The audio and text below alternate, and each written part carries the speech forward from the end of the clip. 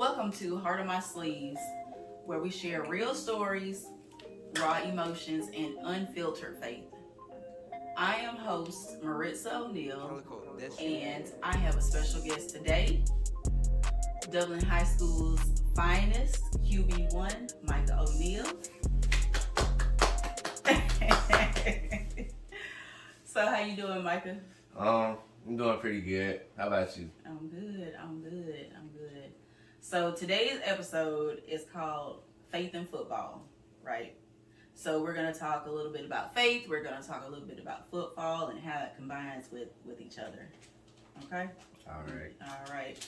So, how long have you been playing football? I've been playing football since out the womb. But yeah. Out the womb? Out the womb. That's the answer. Straight out the womb.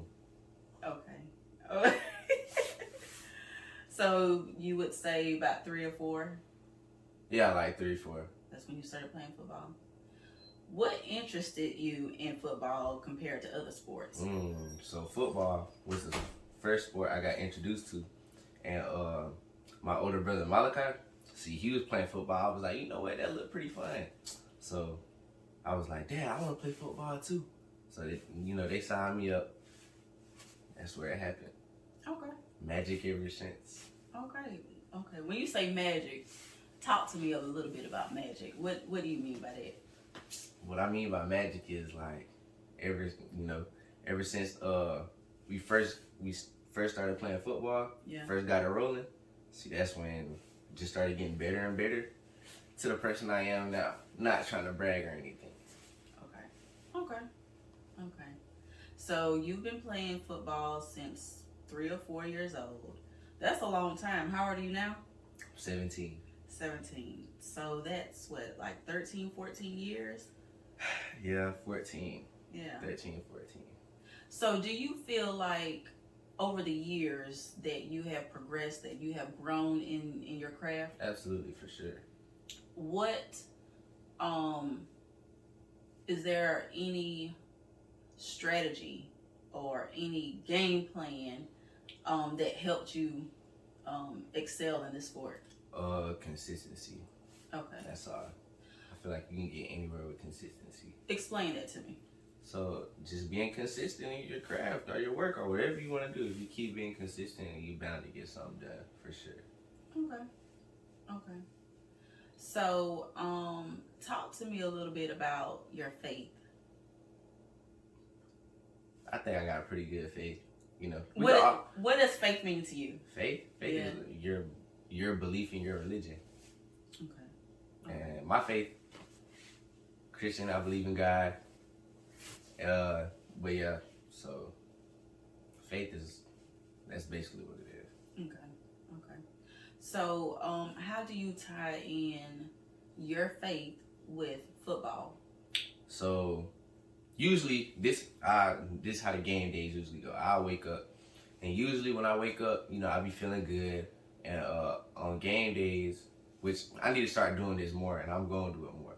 But on game days, I pray in the morning, and then right before we go out to go play the game, we all say the Lord's Prayer. Oh. Yeah. So do you know the Lord's Prayer by heart? I do. Oh. Can you recite it? Why are you trying to make me do this? If you don't feel Our Father, okay, which art in heaven, hallowed be thy name. Thy kingdom come, that will be done on earth as is in heaven. Give us this day our daily bread.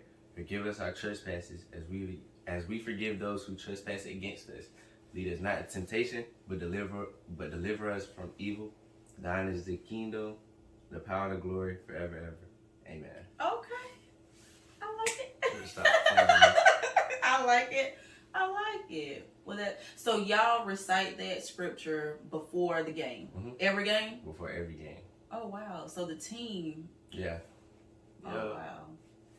Okay, let's talk about this year. So y'all were, 13-1? Yeah.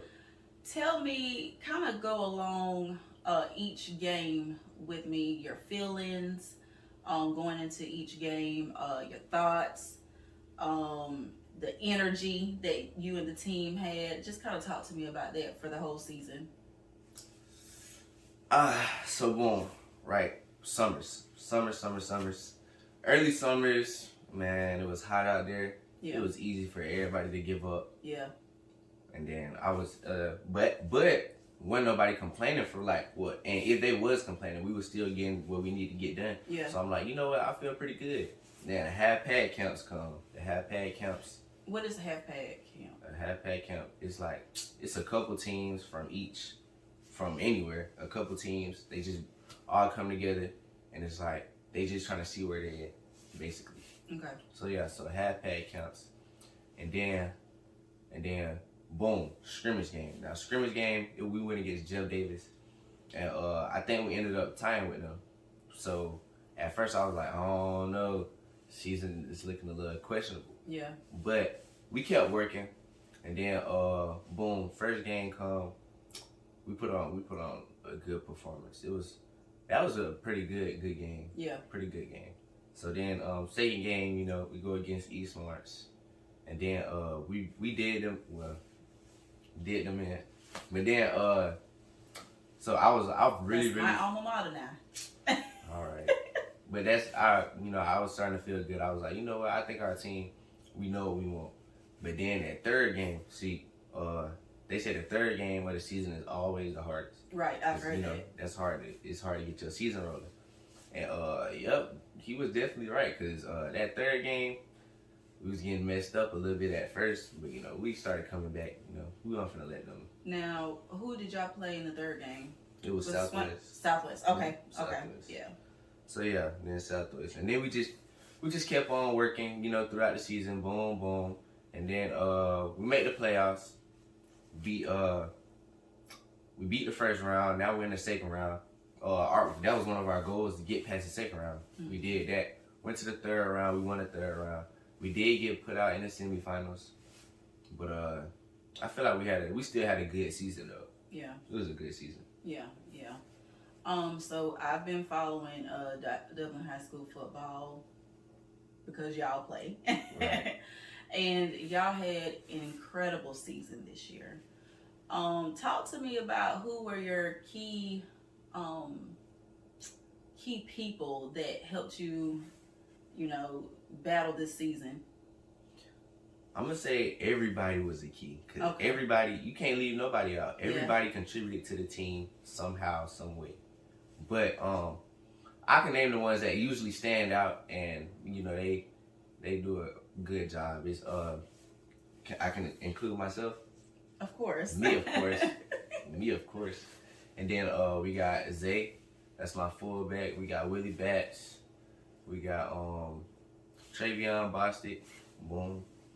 That's our whole backfield. And then our receiver, Tuki Tobridge. And then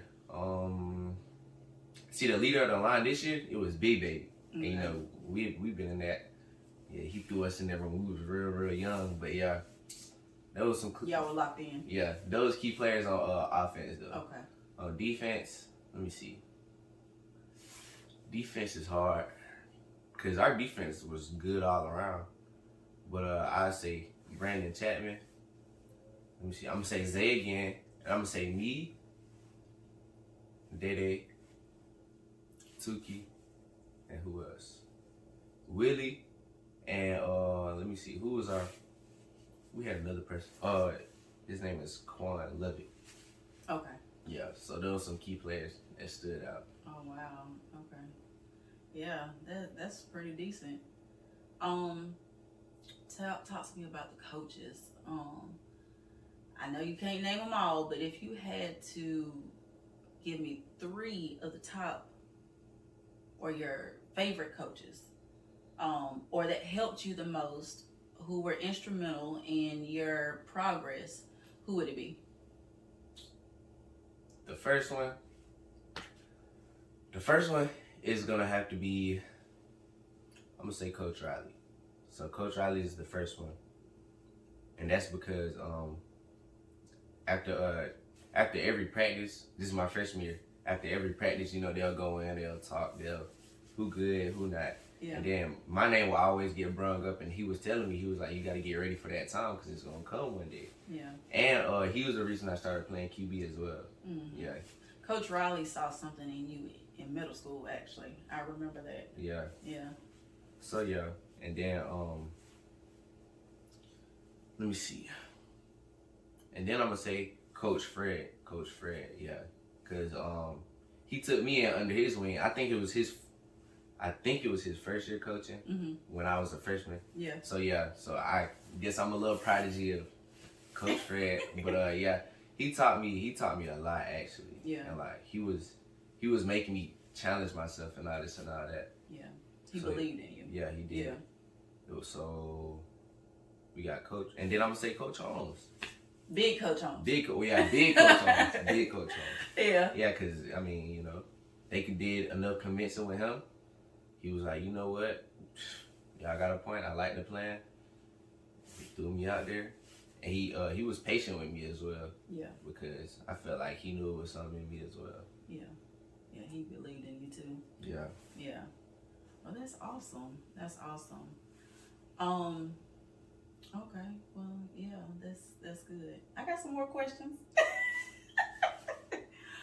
Okay. So, you listed these coaches. Are there any other people who played a part in your success? I'll say my brother, of course, because he gave me a love for the game. Malachi? Yeah, my older brother. Of course, my other brother. Yeah. And then my little brother as well, because I got to, you know, set the example for him and Yeah. show him that, you know, anything possible. Just keep him motivated and everything. Yeah. Thank my parents, of course. Without them, I wouldn't be the man that I am today. I want to thank everybody that's been on the journey, for real. Everybody, you meet a lot of people. It's good to make connections and everything. So. Yeah. Yeah. Yeah. Okay. Let's talk about Hail Mary. Is there any time in your high school football career that you had to, or that you experienced throwing a Hail Mary? No, not really. Nah. I ain't really had that experience. Okay. But it is this one play. I ain't gonna put the playbook out there. Y'all don't need to know that. But this is one play, and it was against. I'm not gonna say that either. They could find it, but it was against a team, and it was kind of sort of like a Hail Mary, but it was in the first half, so it wasn't like game on the line right there. Yeah. It was just trying to put one more on the board. Oh, okay. Yeah, And so. did y'all make it happen? No. Okay. Now you dropped the pass. Okay. So what is a Hail Mary? A Hail Mary is like game on the line. Y'all down by one touchdown, and you know it's all or nothing. So boom, quarterback gets the ball. He wait till all his receivers get in the touchdown. He just throw it. It's up for grabs. Okay. Have you ever had to do a Hail Mary in real life? Yeah, all the time. Really? All the time. Give me one example. Just one. One example of a Hail Mary. Yeah. In real life. Yeah. I'll say getting peer pressure. So getting peer pressure, right? So let's say somebody asks, come on now, you wanna do this, you wanna do that? And you just gotta be smart. You gotta be smart and be like, nah, I'm not gonna do that. And then you just gotta decide to just move away. If that makes sense. I don't know if that correlated or not. It does. That makes a lot of sense. Yeah, that makes a lot of sense. And I'm glad you're sharing that with us, because your age, I can imagine like a lot of students being under pressure to do certain things that they don't want to do. So I appreciate you bringing that up and just, you know, being transparent with us about that. Yeah. How many college offers have you had so far?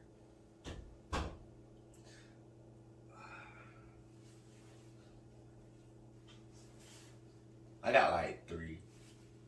Yeah. 3? Okay.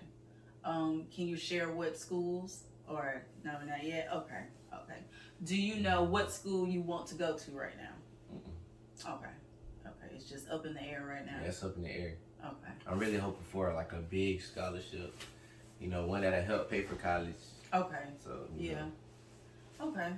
Cause I know I got the talent. Yes. I know I got the talent. Yeah. Yeah. And I feel like it's just coach is gonna have to invest in me. Yeah. But I feel like I can do it. Yeah, of course. I think you can do it too. But you have to have one dream college that you would love to go to. Oh, my dream college, Alabama Roll Tide. Really? Are you serious? Ain't nothing wrong with Georgia fans though. I like Georgia. They tough too. Yeah. Georgia tough too. If they were to offer me, I'd go there. Absolutely. So, is there any position that you would prefer to play? Yeah, I play like a slot receiver. Well, I always wanted to be a running back. I still think I am a running back to this day. Really? Yeah. Yeah, you got it in you. You got it in you. Yeah. Appreciate it. Yeah. Yep, no problem. The title of this podcast is Heart on My Sleeves. Do you know what that saying means? Heart on my sleeves? So it's when you wear your emotions on your, like people, however you feel, people can see, tell how you feel, right? So, is there ever a time when you're out on the football field that you wear your heart on your sleeves? Yes and no. See, the reason I say yes and no is because as a quarterback, you're supposed to stay calm and collected even when things getting out of hand. Yeah. So I can't show them that I'm frustrated because that'll be like if he's frustrated and he's the leader of the team, I mean I can get frustrated. Nah, but I do though because I can show that I'm passionate about the sport and that I want to win and I want to do what's best for my team. Okay. I think there was a time, like this last game, the semifinals, I can tell you were frustrated, but you continued to play. Like I could tell you were upset, but you continued to play. And that's one thing I really like to see about you. That's one thing that I just enjoy watching. I see your heart on your sleeves. However, you continue to push through. And so, that's really honorable to me. And you just keep up the good work. Keep up the good work. I will. Thank you for being being my first guest on Heart on My Sleeves. This first episode is called Faith in Football. Y'all can catch Micah on social media. He just give us your taglines and all of that. On Instagram, she loves Micah MYCUH. Let me see what else. On Twitter, it's the real MYCUH, and you'll find me somewhere else. You'll find me. It ain't hard. All right, follow me on YouTube to catch all of your Heart on My Sleeves episodes. Thank you for joining us today. I am Maritza O'Neal. Until next time.